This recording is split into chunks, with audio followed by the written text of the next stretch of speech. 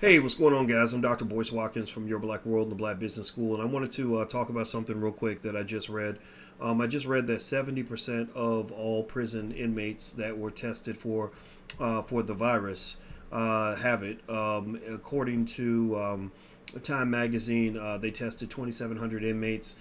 2,000 of them were infected, and a lot of them are dying, and their loved ones are being kept in the dark. This speaks to the challenge of all of this in terms of what's going on in the country and not just keeping people safe, but also human rights violations that are occurring within our prison system. When you think about this, I stick to the point that I think that we need to get away from sort of seeing that virus as a death sentence. The studies just show don't uphold that. It's about maybe a 5% chance of death, and actually probably maybe 1%, less than 1% chance if you're under the age of 60.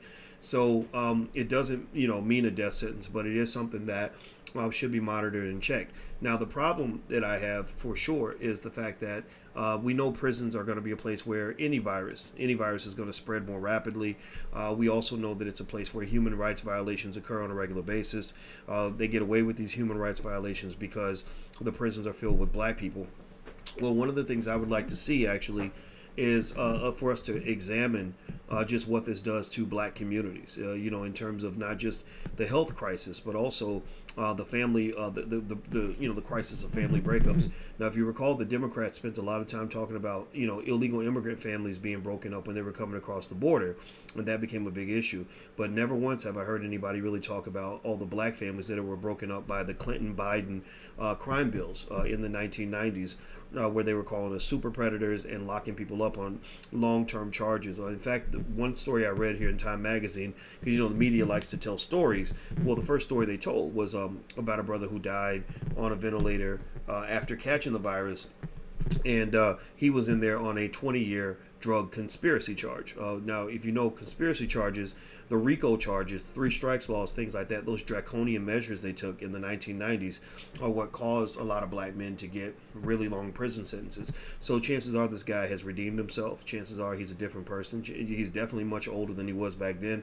So why is he still in prison 20-something years later when he's a regular, normal human being like the rest of us? He just, he chose to feed his family in a way that wasn't legally sanctioned, even though we have a lot of legalized drug dealers, that are selling OxyContin and oxycodone and all this other stuff that are killing far more people than the illegal drug trade ever did. So I think that if you want my 2 cents on it, the election's coming up, the Democrats are going to be begging for your vote.